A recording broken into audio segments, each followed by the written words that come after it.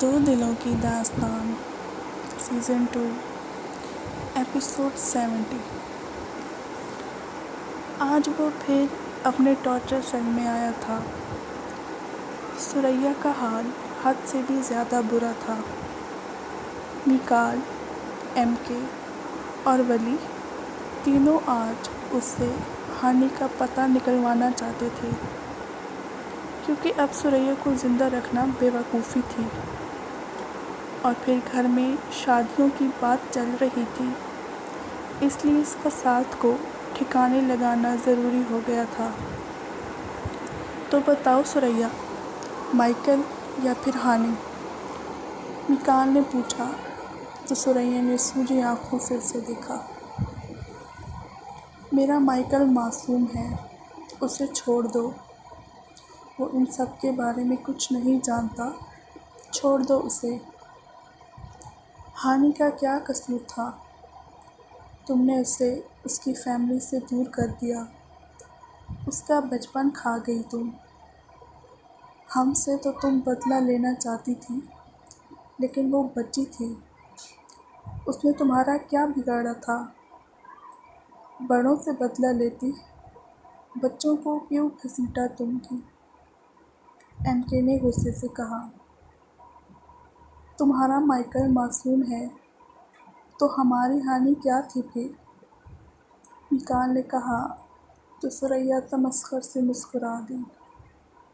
یہی تڑپ دیکھنا چاہتی تھی، دیکھ لی، اب مر بھی جاؤں تو غم نہیں۔ اتنا تو جانتی ہوں ایم کے کہ تم کسی معصوم کے ساتھ ظلم نہیں کرو گے۔ میرا مائیکل بھی بے گناہ ہے، معصوم ہے۔ تم اسے مہرا بنا سکتے ہو، لیکن اس کو کوئی نقصان نہیں پہنچا سکتے۔ میں تمہیں ہانی کا پتہ بتاؤں گی، لیکن پہلے میرے پوتے کو چھوڑ دو۔ ثریا کی بات سن کر ولی نے ساحل کو کال کی تھی۔ ساحل، مائیکل کو چھوڑ دو، لیکن اس کا پیچھا کرتے رہنا۔ جب تک ہمیں ہانی کا پتہ نہیں چلتا، تب تک مائیکل کا پیچھا کرتے رہنا۔ ولی نے کال کاٹی۔ اب بس کسی طرح ہانی کا پتہ چل جاتا۔ وہ تم لوگوں کے بہت قریب رہ رہی ہے، لیکن تم لوگ ہی انجان ہو، وہ کوئی اور نہیں بلکہ… ثریا کی بات سن کر وہ تینوں سکتے میں آ گئے تھے۔ ایم کے لڑکھڑایا جب میکال اور ولی نے انہیں سنبھالا۔ بابا، حوصلہ رکھیں۔ میکال نے ولی کو اشارہ کیا تو ولی ایم کے کو ساتھ لیے وہاں سے نکل گیا۔ اب ثریا کا اینڈ ہونا تھا۔ میکال نے فون نکالتے کسی کو کال کی۔ تھوڑی دیر بعد مائرہ اور دائم اندر داخل ہوئے تھے۔ باکس دائم نے میکال کے حوالے کیا۔ اس باکس میں کیا تھا یہ بس وہ تینوں ہی جانتے تھے۔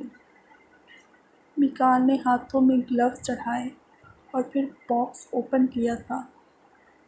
اس میں خطرناک زہریلی مکڑیاں تھیں۔ ثریا نے تڑپ کر خود کو رسیوں سے آزاد کروانا چاہا، لیکن بے سود۔ دیکھو، مجھے گولی مار دو، ایسا مت کرنا پلیز۔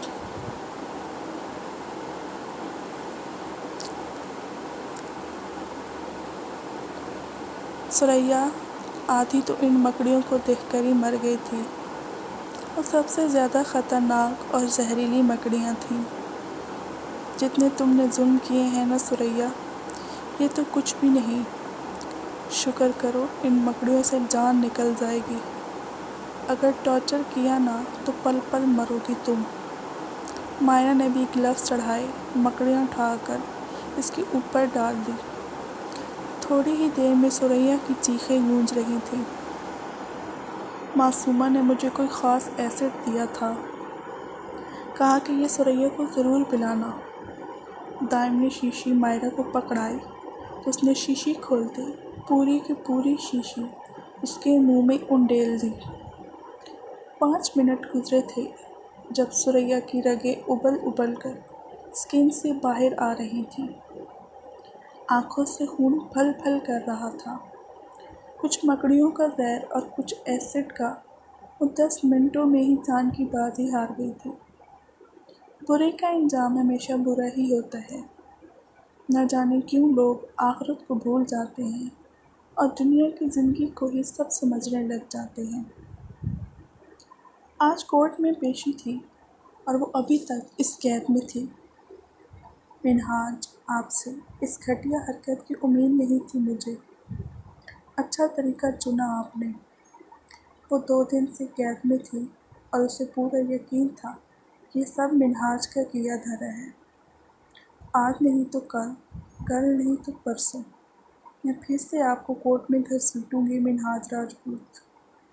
میری زندگی کوئی کھیل تماشا نہیں ہے کہ جب چاہے کھیل لیا، جب چاہے چھوڑ دیا۔ میں کبھی بھی آپ کو میسر نہیں آؤں گی۔ میں نہیں بھولی آپ کی بے وفائی منہاج۔ وہ بے دردی سے آنسو رگڑتے ماضی میں جا پہنچی۔ ملائیشیا گئے انہیں 1 ہفتہ ہو گیا تھا۔ پلیز منہاج، چلو نا، سب فرینڈز جا رہے ہیں۔ اتنی اچھی پارٹی ہے، تم انجوائے کرو گے۔ جولیا کب سے اسے منانے کی کوشش کر رہی تھی، لیکن منہاج مان ہی نہیں رہا تھا۔ جولیا، زخرف نہیں جا رہی تو میں جا کر کیا کروں گا؟ تم ہو آؤ نا، منہاج نے کہا تو جولیا نے نم آنکھوں سے اسے دیکھا۔ تم مجھے صرف دوست کہتے ہو منہاج، مانتے نہیں ہو۔ اگر مانتے تو مجھے کبھی یوں انکار نہیں کرتے۔ تمہارے لیے سب کچھ زخرف ہی ہے، میں مانتی ہوں، لیکن میں خود کو تمہارا بہت اچھا دوست بھی مانتی تھی۔ خیر، شاید میں ہی کچھ زیادہ امیدیں لگا بیٹھی تھی تم سے۔ تم نہیں آنا چاہتے، اٹس اوکے۔ وہ آنسو صاف کرتے اس سے پہلے کہ کمرے سے باہر جاتی۔ منہاج کے مان جانے پر وہ جھٹ سے واپس مڑے۔ منہاج نے اسے یوں دیکھا تو افسوس ہوا تھا، اس لیے جانے کے لیے مان گیا تھا، لیکن اگر وہ جانتا کہ وہاں جانے سے اس کی زندگی بدلنے والی ہے تو وہ مر کر بھی نہ جاتا۔ پارٹی میں جانے کا صرف یوسف صاحب ہی جانتے تھے۔ وہ دونوں وہاں پہنچے تو رنگ و بو کا سیلاب امڑ آیا تھا۔ ہر طرف لڑکے لڑکیاں ڈانس کرتے تو کچھ باتیں کرتے انجوائے کر رہے تھے۔ یہ پارٹی جولیا کے دوست مارتھن کی تھی۔ پارٹی اپنے زوروں پر تھی۔ منہاج، یہ چپ چاپ کونے میں بٹھانے کے لیے نہیں لائی تمہیں۔ کچھ انجوائے کرو، چلو ڈانس کرتے ہیں۔ جولیا نے اسے یوں الگ تھلگ بیٹھے دیکھا تو وہاں آئی۔ نہیں جولیا، مجھے نہیں پسند یہ سب، تم انجوائے کرو۔ وہ مسکراتے ہوئے بولا۔ ارے ایسے کیسے نہیں، میری پارٹی ہے یار، انجوائے کرنا تو بنتا ہے۔ یہ لو۔ مجھے جولیا نے بتایا کہ تم پیتے نہیں، اس لیے تمہارے لیے سادہ ڈرنک ہے۔ مارتھن اسے گلاس پکڑاتے بولا تو منہاج نے مسکراتے ہوئے اسے گلاس لیا۔ چونکہ اسے پیاس بھی لگ رہی تھی اس لیے وہ پورا گلاس ہی پی گیا تھا۔ یہ دیکھ کر مارتھن اور جولیا کے چہروں پر مکروہ مسکراہٹ آئی تھی، جسے دباتے جولیا اسے ڈانس فلور پر زبردستی لے گئی تھی۔ تھوڑی ہی دیر میں منہاج کو اپنا سر گھومتا ہوا محسوس ہوا تھا۔ جولیا نے مارتھن کو ڈن کا اشارہ کیا اور خود منہاج کو لیتے اوپر بنے کمروں میں لے گئی تھی۔ آخر کار میں نے تمہیں پا ہی لیا منہاج، کب تک بھاگتے؟ آخر کار میرے شکنجے میں پھنس ہی گئے، وہ اس کی شرٹ اتارتے بولی، لیکن منہاج بالکل ہی نڈھال ہو گیا تھا۔ مجھے ہاتھ مت لگانا، وہ اس کا ہاتھ اپنے سینے سے ہٹاتے بولا۔ نشے میں بھی اس نے اپنے حواس بالکل نہیں کھوئے تھے۔ اب تم نہیں بھاگ سکتے منہاج۔ ٹرک کی ڈوز اتنی ہیوی تھی کہ منہاج جیسا انسان بھی سنبھل نہیں پایا تھا۔ جولیا نے اپنے ساتھ ساتھ اس کی عزت کو بھی برہنہ کر دیا تھا، لیکن اس سے پہلے کہ وہ اپنے غلط ارادوں کو تکمیل تک پہنچاتی، منہاج بے ہوش ہو چکا تھا۔ لیکن مارتھن نے زخرف کو کال کر کے منہاج کی طبیعت کے بارے میں بتا دیا تھا، اس لیے وہ پریشان ہوتی وہاں پہنچی تھی۔ مارتھن نے اسے بتایا کہ جولیا اسے اوپر روم میں لے گئی ہے۔ وہ بھاگتے ہوئے اوپر آئی، روم کا دروازہ کھولا، لیکن سامنے کا منظر دیکھ کر وہ ساکت ہو گئی تھی۔ اگر وہ غور کرتی تو وہ کوئی کلب نہیں تھا بلکہ جولیا کا گھر تھا، لیکن یہ سب زخرف نہیں دیکھ پائی تھی۔ وہ دونوں بنا لباس کے ایک دوسرے کے اتنے قریب تھے، وہ منہ پر ہاتھ رکھتے وہاں سے بھاگ گئی تھی۔ اس کے جاتے ہی جولیا نے جھٹ سے آنکھیں کھولی اور مسکراتے ہوئے مارتھن کو ڈن کا میسج کیا تھا۔ صبح جب منہاج کی آنکھ کھلی تو سر درد سے پھٹ رہا تھا۔ ایک ہاتھ سے سر تھامتے اس نے اٹھنے کی کوشش کی، لیکن کسی کے رونے کی آواز سن کر اس نے دیکھا جہاں سامنے صوفے پر جولیا بکھری حالت میں رو رہی تھی۔ جولیا، تم رو کیوں رہی ہو؟ اس سے پہلے کہ وہ اٹھ کر اس کے پاس جاتا، جولیا نے شور مچا دیا تھا۔ دور رہو پلیز، مجھے کچھ مت کرنا اب، پہلے ہی تم میری عزت لوٹ چکے ہو، انسانوں میں چھپے درندے ہو تم، میری زندگی برباد کر دی تم نے۔ وہ چیختے بولی تو منہاج نے اسے بازو سے پکڑ کر جھنجھوڑا۔ پاگل ہو گئی ہو کیا؟ بکواس کر رہی ہو؟ مجھے کچھ بھی یاد نہیں ہے، بلکہ تم نے میری ڈرنک میں کچھ ملایا تھا جو مجھے ہوش ہی نہیں رہا۔ بولو ایسا کیوں کیا؟ جھوٹ مت بولو منہاج، اپنا کیا مجھ پر مت تھوپو۔ جولیا کی آوازیں سن کر اس کے دوست اندر آ گئے تھے۔ جولیا، یہ کیا ہوا؟ مارتھن نے پوچھا تو وہ روتے ہوئے اس کے سینے سے لگ گئی۔ مارتھن، اس نے مجھے کسی قابل نہیں چھوڑا، میرا ریپ کیا اس نے، گلزاروں کے تار روتے بتا رہی تھی۔ تم جانتے ہو منہاج تم نے کیا کیا ہے؟ اس ملک میں اس جرم کی کیا سزا ہے؟ پولیس کو پتہ چل گیا نا تو تمہاری لائف، تمہارا کیریئر، سب کچھ برباد ہو جائے گا اور اندر جاؤ گے، وہ بھی لمبے عرصے تک۔ مارتھن نے کہا تو منہاج نے سر ہاتھوں میں گرا لیا۔ اسے کچھ بھی یاد نہیں آ رہا تھا۔ سب کچھ جولیا کے پلان کے تحت ہو رہا تھا۔ جولیا کی دھمکیوں سے اور پولیس کے ڈر سے اس نے مجبوراً جولیا سے نکاح کر لیا تھا۔ زخرف نے جب سب بتایا تو یوسف صاحب کو ذرا بھی یقین نہ آیا تھا۔ منہاج جولیا کو لے کر گھر آیا تو زخرف اور بھی ٹوٹ گئی تھی۔ اسے لگا تھا کہ وہ اپنی صفائی دے گا، لیکن وہ تو سیدھا نکاح ہی کر کے آ گیا تھا۔ اس کے بعد لندن سے انہیں کال آئی کہ اب تنویر ابھی دنیا میں نہیں رہی۔ سبھی ایمرجنسی میں واپس آئے تھے۔ منہاج پر ایک کے بعد ایک امتحان آ رہا تھا۔ پہلے زخرف کی بے یقینی، جولیا کی سازش اور اب بابا کا چلے جانا۔ وہ بالکل اکیلا ہو گیا تھا۔ آج تنویر کو گزرے 1 مہینہ ہو گیا تھا جب منہاج نے یوسف صاحب کو مل کر سب سچ بتا دیا تھا۔ میرے پاس ویڈیو بھی ہے انکل، جس میں صاف صاف ظاہر ہے کہ مجھے ٹریپ کیا گیا تھا۔ مجھے یقین ہے تم پر منہاج، لیکن زخرف نہیں مانے گی۔ انکل، مجھے ان پر کچھ ثابت بھی نہیں کرنا۔ جہاں محبت ہو وہاں اعتبار سب سے پہلے ہونا چاہیے۔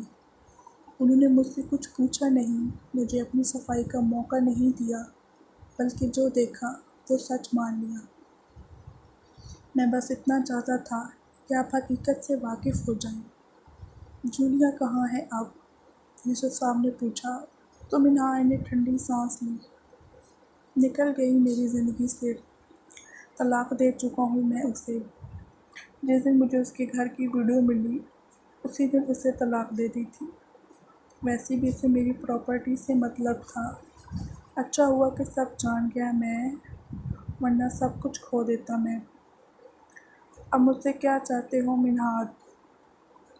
انکل، میں چاہتا ہوں آپ زخرف کو پاکستان لے جائیں۔ وہ یہاں رہیں تو اپسیٹ رہیں گی، میں بھی جلد ہی یہاں سے سب وائنڈ اپ کر کے پاکستان شفٹ ہو جاؤں گا۔ وہ جلد سے جلد سب ٹھیک کرنا چاہتا تھا۔